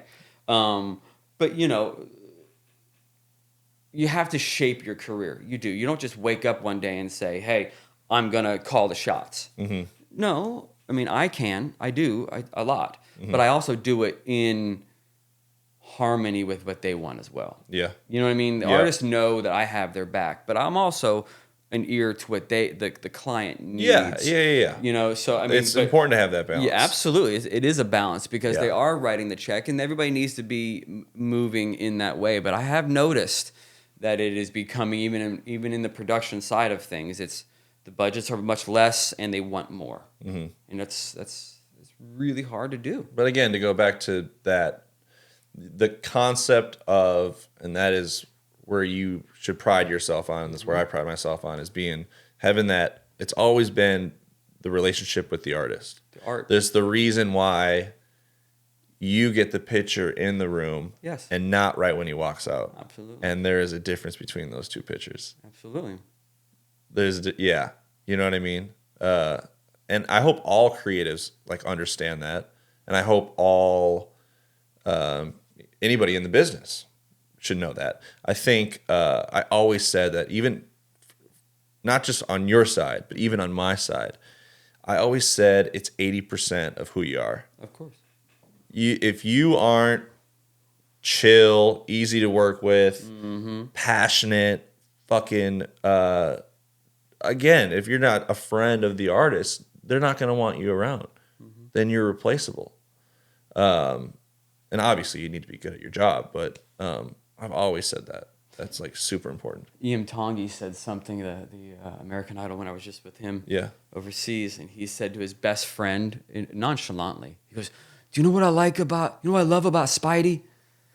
And I'm sitting there, he's telling his friend, he's like, because he's so passionate about what he does. I love that about him. Yeah. And that's, I I do pride myself on that. I really, just like even this last weekend shooting Hardy, I had a blast. And I looked at it from a surgical standpoint. I had to perform. I have to. Why are you hiring me? Mm-hmm. Well, you want something different. We had that talk. Mm-hmm. I got to deliver that something different. I got to do something different. What is it? You know, and I think that even in and of itself is helpful because it gets you. I can tell my son when he's swimming, you know, he's for these competitions. If you're not nervous on the blocks, it doesn't mean anything to you. Right. You know what I mean? Yeah. That's what that's what it feels like to me. But the interesting as we talk about content versus production, I'm seeing the squeeze. And the reason why I wanted you on is because even me, who lived through the film era, who said, "Oh, film's not going to die. Yeah. Digital's not going to take over. Yeah. Film's not going to go away." Yeah. Well, that happened. You know, and now I'm at this point where I said way back with content, I'm not shooting content. I did with Aldean's team. When they wanted me to shoot all this stuff on the tour, I'm like, whoa, what do you want? We don't just shoot photos to, you know. Mm-hmm. And over the course of, you know, I guess the business and times, I have learned there is a shift. I myself am moving. The waters are moving me into the content space. I think the shift is that the new. Like you didn't mention music videos once in your quest to where you are now. Yeah. And you came up through the YouTube DIY do your stuff, you know, I lived off music videos. I loved them. But you have no desire because I feel like is it a medium that still has I think maybe promise? I don't know, maybe I like to do one, but I also it's what you said. I don't know what the future holds. You know what I mean? And I've been on set where it's discouraging when they're like, we're going to give you X amount, not what you want. It's half of what you want, not even. And we need you to do all this shit. And when it gets, and we need you to do more on top of that, and we need it done by tomorrow morning, that doesn't excite me at all. No. That fucking, you're not being warned. You're not being. I'll tell you to go fuck yourself. Like appreciated. I don't have time for that. Yeah. Like if I'm gonna do something, I really want to dial into it. It's going back to that quality over quantity. But they even treat music videos just like content. They're like, we need to get it out. They are now. Yeah, the turnover is 48, 72 hours, and it's like, are you fucking kidding me? Why couldn't we just get a head start on this, really work on it, and crush it? But I will say this. Throughout this whole change, I think there is, on both of our sides, there is, the change has created a challenge. And that goes for me, and I imagine it would go for you too, is that it's forcing our work to be better, right? My videos can't just be the same because all these other guys are making the same kind of thing. You know, you have that competitiveness in you. It has to be better every time. Absolutely. I've always had that. And I don't know, I guess you as a music video director, you can't essentially make the next Childish Gambino. Sure. Remember that music video? It was so profound and out of the ordinary. Yeah. In country music, that's kind of a hard sell. You know what I mean? Especially when they're like, we just want the standard, like put them out on a farm and we're just going to sing this good old country song that sounds like everything else. So the challenge is find the artist to break the barrier. And there are artists that are growing. Absolutely. Hardy obviously is one of them. I think Bailey Zimmerman, who you've worked with, he's starting to branch out as something different in country. Morgan has it as well. Zach Bryan. Oh yeah, for sure. And there's a lot of these guys who really care about, you know, they're not just like, oh, I got to shoot a music video. Like they really do care about it. And if you're going in there with them, guns hot, and you're like, this is an outlandish idea and I want to fucking do this, you know, whether it costs X amount or we're going to have to ask for more, let's try to get that done. That's a good So if I do a music video, I think mine would be so untraditional. Obviously, I would easily have you involved. We would do some like, just some crazy, let's take some stuff from this genre and apply it to country music that has never happened before. Sure. That's what I would want to do. Yeah. Yeah. I've noticed with I remember being, where were we? Cleveland. Was with Aldine on that tour, and Luke Bryan likes to go fly his planes, the remote control planes. Drones? Yeah, but more of like a big plane, not a drone. I've got like a war plane, like like a collector different. of Okay. So I went out there to photograph him, and we were just talking as he was wrapping up his plane.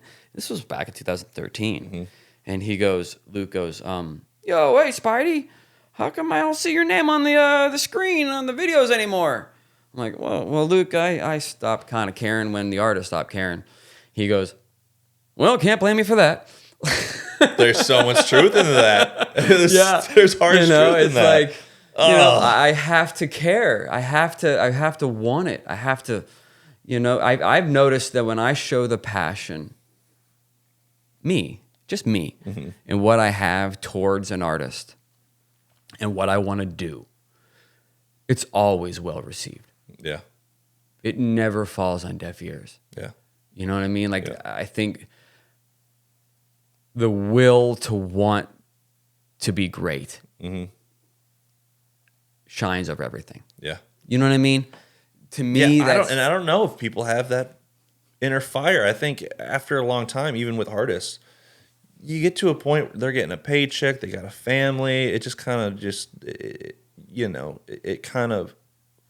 it goes away. And I don't say I fear that. I think I'll always have that fire, but I mean, I'll apply that passion even to my family when it comes, you know what I mean? Or into anything that I do. But looking at the artist standpoint, it's like we have the power we could go to them and go, "Hey, remember back in the day when we did this? Remember how fun that was? Remember how we felt? Let's do that again. Let's make this, or let's do something outlandish." You know what I mean? Rather than, I imagine people would just be like, "Oh, these young kids are taking over. These kids are getting famous off just one viral video doing literally nothing. They're in a corner dancing or something." It goes back to like, I know. It goes back to that, like, let's challenge ourselves to really, there's kind of sucks, but yeah, let's go back to it and kick some ass again. Do you think people are missing that? Do you think it's? I can see. I think the work is getting stale. I think a lot of the stuff I can see artists who reach a certain point where it's like they made it, they hit their check mark and they're done. You know what I mean? But when you're on the growth factor, I don't want to use Hardy as like an example of this. He never wanted to be an artist. So I always say that he's different. He has this mentality that is more of a normal person, which is awesome. And that's like one of his biggest strengths. His business runs strictly based off of, because since he's the head, that flows down and everyone's more real. It's not dysfunctional.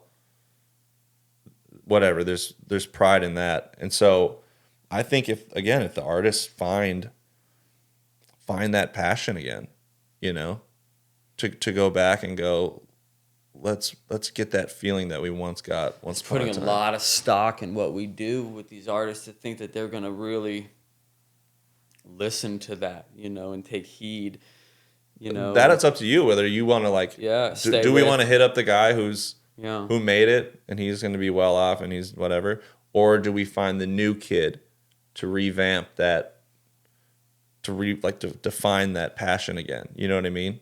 So you're saying kind of like maybe even where the business goes is kind of a more of like a managerial role, even from a content perspective, managing different content creators to. Is that what you meant? Or no? No, not entirely. No, I think I'm just more talking about picking and choosing who we want to work with. Oh, sure. Oh, I already do. Yeah. Yeah. Yeah, I really won't work with someone if I don't get to collaborate with them. If I gotta love the music. That's another thing. I didn't grow up on country music, but you have to love the music because you feed off that. You know what I mean? Sure. If you hear a new song, they send it to you, and you're like the first of only fucking X amount of people who have heard it, and you're like, not only did I get to hear this shit, but man, I could really like give this thing life. You know what I mean? Yeah. You have that excitement. That still has to exist. Is there a project, and you said earlier about you maybe wanted to tell Hardy's story in full. Yeah. Is that something that you see somewhat in your future? I don't know. I don't know what kind Do you of see future. that I don't when know you if it's the near future or far future. I think like, do you want to wait for him to get, not that he's going to be Taylor Swift status or anything, but do you want him to Yeah. get to that point? Is that the time to tell his story? Is it now for people to Yeah. get involved? But at the same time, they got these people that are, it's on a business standpoint. Exactly. There are going to be a lot of people more than you. Is it going to pay out? You're not going to be the one to I'm say, hey, looking, I decided to tell this story now. I'm looking at the effectiveness of like people knowing and loving him. Yeah. The business is just looking at the numbers. Is it going to pay off the most, like, down the road? But yeah, that's on my. I would love to do that. Have you thought about moving into commercials? 100%. Yeah, like I said, I would love to branding, advertising, branding into the short form, maybe even in the cross brand with music. Yeah. I actually, friends of mine are starting a company. It's essentially a liquid IV for gut health. Completely different than music, right? So now they want me to do the content there, which is so focused on everything that is online. Okay. And it's not like, hey, make us a hearty recap that's going to make this product look cool, but it ignites a sense of creativity that is different, it's new, it's challenging. And I'm not saying that's where I'm going to go, but I like to have an extra outlet of, you just make your work diverse. I think that's it. Would it be through the Hardy Camp, or can it be through? I mean, you can. I'm doing that on my own. Yeah, you can be who you need. And I'll still do because he's got his sponsors, so I still do does stuff for Busch Light, or I'll do stuff for. Now, do you make more money when advertising comes in and they need a Pirelli tires photo or Anything? something? Yeah, anything that is outside of the Hardy business. Yeah. Little taste. That's something. extra. Good. Which you need that. Oh my Lord. You need that. That's the stuff that. At the end of the day, we still have to pay our own bills. You know what I mean? And I'm not saying like, oh, I'm not going to make a commercial for this bread company or this alcohol company that I don't even care about. Like, no, man, because it still involves your guy, and you still want him to do well. And again, it's a challenge. If there was an artist right now that you could work with at the level that you're working with Hardy, who would it be? Do you have someone in mind? Man, that's a good question. I figured I'd ask some questions that are. I think ask me. I would like to. Yeah, I would like to branch out. I've worked with Morgan. I got to work with Miranda Lambert. She's awesome. Again, Carly Pierce, and I took photos. I got to take photos for Blake Shelton's management of one of his shows, which is pretty epic. That was like in my early years, but I like to branch out from country. Yeah, I was saying athletes. I did. I did a BTS video for a Black Keys music video, which to be on set and to be next to them was just that was awesome, because it was not only were they cool, but it was different. The music was different. The video was different, and that was a challenge. So if I ever did, man, it would have to be. I don't know what artist it would be. I'll probably like the moment I leave here, I'll look at my phone. I'm like, why didn't I say Drake or someone? I don't know, whoever. No. Like the stereotypical thing to say, ironically, because they announced it today, is Post Malone. Because Morgan and Hardy and him are gonna play at CMA Fest. Oh, really? This will come out afterwards, by the way. Oh, really? I didn't know that. Okay. Yeah. Might have to get he's the definition of a rock star, and his production is insane, and all of his videos are great. So they're not gonna let me do that, but an artist on his level and that style of music, that would be sick. What about you? Would you have a preparation in mind? Would you be like, Dude, I would approach it just like I approach this job or any job. Sure. You look at them like they're not famous. Exactly. You look at them actually like they're nothing. Exactly. And you talk to them like that. Not in a disrespectful form. It's just like, what's up? Dude, what's going on? Yeah. how is this fucking weather? It's crazy. You know what I mean? Like, seriously, Yeah. most people, I think that's the difference between, I don't want to say us, but people that work in music are like fans. Like, if somebody meets Morgan Wallen, they're going to either take a picture right away, or they're going to ask him about his music, or they're going to say something in that regards. They're not like, hey man, how's your day going? Yeah. You know, or this shit's pretty crazy. Like, that's how you, and I think that's how I got into country music, because I didn't grow up on it. Sure. I grew up on fucking Eminem. Yeah.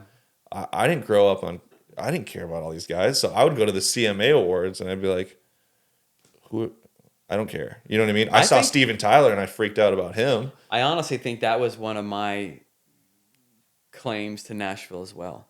Yeah. Because when I moved here, I immediately started working with Aldine because I saw him on TV in a Texas Roadhouse in Oklahoma when I was moving across this country. I looked at the TV on Amarillo Sky and I was like, to my wife, I got, is that Jason Aldean? It was kind of cool. In person or on no, TV? it was on TV. I called my rep. Within 3 weeks of being in Nashville, I was at a meeting with Jason at his farm, and then there we go. We're That's off and fucking running. crazy, dude. So I didn't feel, and I sat in Kenny Chesney's cake. Like, I think like the first week of being here, his birthday cake, which was really not the best. I had to show up. I had to show up to Nashville right. So like this party, we're at Red Door, but it's for Kenny Chesney's birthday party. Faith Hill, Tim McGraw, you know, everyone's there. Yeah. Packed out. Yeah. And I my wife looks over apparently, and everybody's like, "Oh, yeah." I'm like full handle of beam to the face, just taking it down, you know. Anyway, she's like, "Oh my god, I gotta get him out of here. I gotta get him out of here." Me, that is, and I go to the Kenny's bus to take a piss before leaving, and my wife my wife goes in to go to the restroom, and I'm sitting there waiting for her, and she gets out and she's noticing, she's like, "What is purple all over your leg?" Like with this icing. She looks back, and I sat in Kenny's birthday cake that hasn't been delivered yet. No fucking Yeah, way. I sat back. Did you know him? No. I was there with Sean Silva at Tackle Box Films when I was the director there. Yeah. But it was like the first week of being in Nashville, and I was Oh, man. double fisting this. Oh, dude, I can't tell you how many So stories that I will not tell that involve like fucking me embarrassing my fucking I ass. sat in Kenny Chesney cake. So my wife, Carrie, took me straight out of there. I don't think anybody really caught it, but I have plenty of horror stories. Yeah, I mean, moving to Nashville, but I didn't really know anybody. I didn't really know the way to be. Yeah. And so I kind of just broke through the mold, maybe charged through the creative process a little harder than would. There is strength in you walk into a room and you're not starstruck by this guy. You're mingling with everybody else. The moment you meet him, you're like, "What's up, dude?" You know what I mean? Yeah. Good to meet you. Then you turn around. Yeah. I think they noticed that. Yeah. The reason why I was trying to tell us back, I mean, we were fucking zigzagging all over the place. When I met Hardy, dude, first weekend was a tryout, got the job. Second weekend, I'm like nervous. You know what I mean? And I'm nervous because I just got the job. I'm like, I don't understand. Now you got to perform. Now I got to deliver. Dude, we do the show at the Lyric in Oxford, Mississippi, which is where his wife's from. We do a show, small, it's a smaller, but he fucking crushes it. And I had this mentality of who, the people that I worked for before, and I was like, I gotta get on the bus. I gotta get this shit done right away. You know what I mean? So I run up on the bus after the show and I start working. And we're all on the same bus at that time because we were smaller. And he fucking comes up and he looks at me and he's like, "What are you doing?" And I'm like, What do you mean what I'm doing? I'm fucking doing the thing. I'm getting it. Like, don't you want all this like right away? You want a video and all that stuff? He goes, "No. Put that shit down. We're going out. We're getting drunk." That's awesome. So we go out, we get fucking hammered, and we almost get arrested that night. And he's whatever. We leave the bar, and he's like banging on. His wife's with us, and she's having a great time too. But he's banging on windows, and all of a sudden, ironically, at the venue, we're right around the corner of our tour bus. Bangs on the window, shatters it. Somebody sees it, calls the cops immediately. Cops come, fucking hands behind our back, which is like we broke a window, you know what I mean? But they don't mess around out in Oxford, and luckily they just wrote us up and he had to pay it off. But dude, ever since then we have been like this. Mm-hmm. It was literally like, and I'm not telling people like go and get drunk with these people. We just had this bonding moment. You broke bread. It was somehow. a moment where I was like, this fucking dude is a real person. Mm-hmm. You know what I mean? Mm-hmm. Yeah, I got him his photos the next day, and it's like, yeah, big deal. But ever since then, we've probably been drinking ever since then. That's great. But we've had this connection of like, we're friends. You're still my boss. It's an interesting dynamic. Oh, I mean, that's how it is. But I think because he is my friend, that makes me work even harder. Sure. Because I don't want to let him down. And I know, the shit that he makes. I know the music that he makes. And I want to honor that and do, I want my work to reflect that and how good and creative and talented he is. Yeah, it makes you rise up. Jake Owen, just this past week, we were standing outside the hotel. I'd sent him some photos. He's very similar to Hardy, where he's not expecting. He wants a vibe. Yeah. He doesn't need, be shooting some vibes. And anyway, I sent him some photos, and he hearts like 6 of the 10. And so I'm like, yeah, good night. That was awesome. Yeah. And I see him down in the lobby, and he goes right to me, and he's like, so like, see these 4? Don't send me these again. I don't pay you to be here for this, and I don't want you to waste your time shooting this or getting the photos to me. He just knows he was like, I don't want that I don't need the front. I want the shot. Yeah. Please. And people should take this as like, it's not him being like, don't fucking send that ever to me. It's more of like, dude, don't waste your time on he knows the basic shit. Yes. He doesn't want stock. I want to see these photos, by the way. He doesn't mind you if you're waiting for the moment. He doesn't have to. He wants you to be vibing with him. Mm-hmm. Don't be snapping away all the time. And every artist is different. That's what I was gonna say earlier. Like I have the biggest problem with circulating photos to the artists. Yeah. Because like, when do you do a post? They do a post. Should they do a post first? I know. Everyone's different. Most people want you to do it so then they can do it because they don't want to be too obvious. I also told you, and this is the difference between me and you, is like, you came out to the shows on the weekend, and you're like, so I'm trying to figure out like what exactly they want from me, because you're already out here and you're already getting shit. I'm like, dude, I'm out there. I'm taking these pictures that are going to be put on a T-shirt. I'm getting the shit that, don't get me wrong, I get my awesome shots here and there in certain moments, but they want this stuff on like a business standpoint. I take more pride on the video aspect, but you're there. I go, even if you get one photo, you're there for 2 days, X amount of hours. You get one photo that is legendary. That'll be sitting up on that wall. It's worth every penny. Yeah. I think we might have got it. You got it? I do. Oh, I didn't get it. It was that one I planned for. It was really cool. Did he post it or no? No, he doesn't want to. He's like, it's too strong. I gotta see it. Too strong. I gotta see it. See, I thought the because it was Halloween. I thought the Freddy mask was. I thought that was sick. One. That was a good one. You know what I mean? Yeah. Well. On that note, we're gonna put the photo up right now, and you guys are gonna. Let me see my phone real quick, Troy. Let me see if I can find it as we. I have sent a. I will say I've sent a few photos that even management has been like, "Ooh, we got to save that. Don't post that. That's gonna be. We got to do something special with that." But then I also, dude, I got a secret little archive that no one's ever seen. Yeah, dude. It's so ironic. We've taken the exact same shot, and why is this so much more profound? Blow into it. Blow into his face. It's just you know what it is. It's just that's what photography is all about. Yeah. It's that single moment. That moment.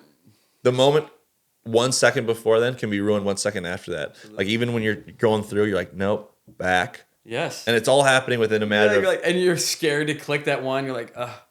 I mean, the color, the lightning. The color, dude, because you got a little bit of the fire and it's color. Reflective. No, sorry. Can we show the world?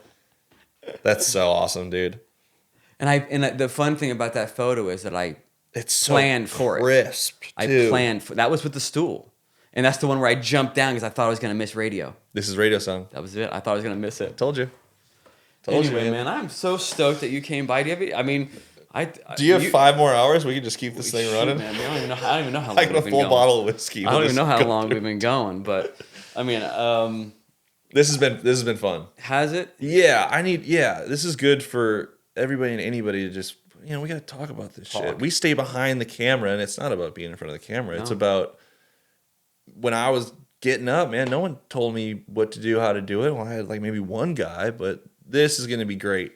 Yeah, for all those people. Yeah, I mean, because it's not that are wanting to get into shit, whether it's on your side or my side. Exactly. I don't want this to be. I never wanted a podcast which is like like the film school 101, the camera, this, that. It's just like the aesthetics and the nuances and like the politics and all the everything. There's so much to talk about. We could go on for days, but I appreciate you coming out, man. I'll be back for next season. Please do. All right.